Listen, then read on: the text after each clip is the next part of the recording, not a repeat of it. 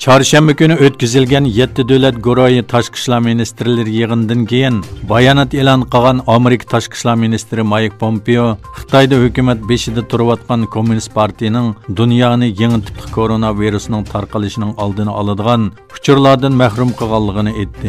Mike Pompeo mening ansiraydiganim uchurlarni yoshirish va Xitoy Kommunist partiyasimi daxil bo'lgan ta'tir tashviqotning dunyoni Xitoy virusi yuqumidan qo'g'dinishda ehtiyojli uchurlardan mahrum qo'yishi dedi. Shuning bilan birga Amerika Davlat Majlisida Wuhan virusining Xitoy tarafidan yoshirganligini tekshirish haqida taklif sunildi. Bu haqda bayonot e'lon qilgan Sharq Turkiston informatsion markazining raisi Abdujalil Qarqash Xitoyning azaldan yolg'onchi ekanligini, lekin dunyoning texnicha buni to'nib yetmaganligini aytdi. U mundaq dedi: Mustabid kommunist Xitoy hokimiyati yillardan buyon Sharq Turkiston va Tibetdagi zulmlarni yoshirib keldi. Sharq Turkistonda millionlagan Uyg'urlarni yig'ilish lagerlariga qamadi. Dastlabda lagerlarning mavjudligini inkor qilgan bo'lsa-mu, lekin keyin e'tirof qilishga majbur bo'ldi. Ammo yig'ilish lagerlarini dunyoga kasbiy tarbiyalash markazlari deb pardozlab ko'rsatishga urindi.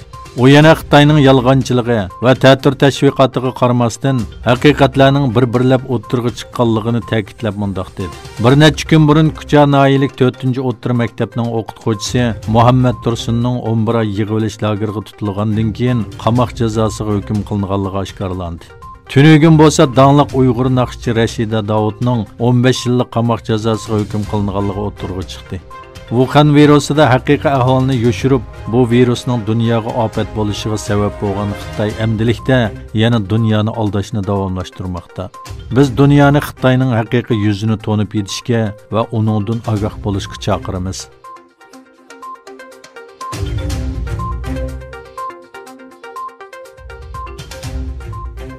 Dаңlıq Uyg'ur naqshchi Rashida Davudning bir yipiq sudda 15 yillik qamoq jazosiga hukm qilinganligi o'ttirg'i chiqdi. Xinjiang Muqam ansamblining a'zosi bo'lgan Rashida Davud 2019-yilning oxirida Urumchida ochilgan bir sudda bo'lgunchilik bilan ayblanib 15 yillik kesilgan. Erkin Asiya radiosining nurg'un manbalardan erishgan xabarlarga asoslanganda 1990-yillarda to'nilgan va nurg'un plastinka chiqargan Rashida Davud turmaga qamalgan. Sud mahkamasi delo haqida hech qanday tushuntirish bermagan bo'lib, kelgan savollarga javob bermagan. Uzundan buyon g'oyib bo'lgan Rashida Davudning 2018-yili 2019-yillar orasida millionlagan Uyg'ur qamalgan yig'ilish lagerlarining birida tutib turilayotganligi ma'lum.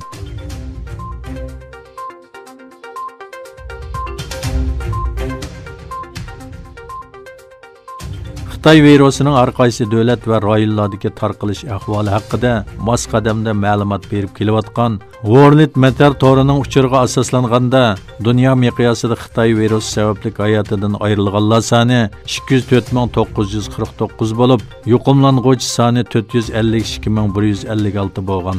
Eng ko'p kishi o'lgan davlat Italiya bo'lib, vafot bo'lganlar soni 7503 bo'lgan.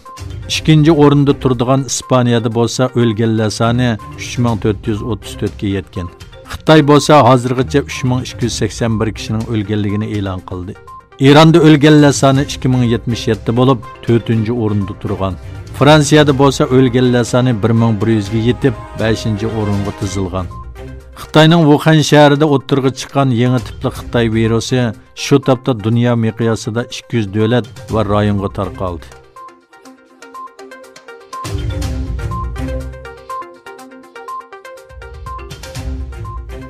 Yevropa İttifaqı Albaniya va Shimoliy Makedoniya bilan a'zolik muzokaralarini rasmiy boshlash qarori chiqardi.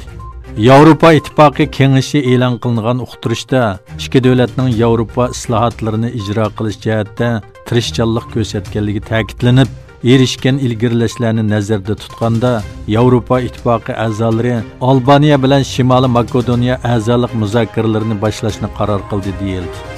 Yevropa İttifaqıga a'zo davlatlarning ministrlari oldingi kuni o'tkazilgan cho'ng yig'inda yuqorqi ikki davlat bilan a'zolik muzokaralarini boshlash haqida fikr birdagligi hosil qilgan.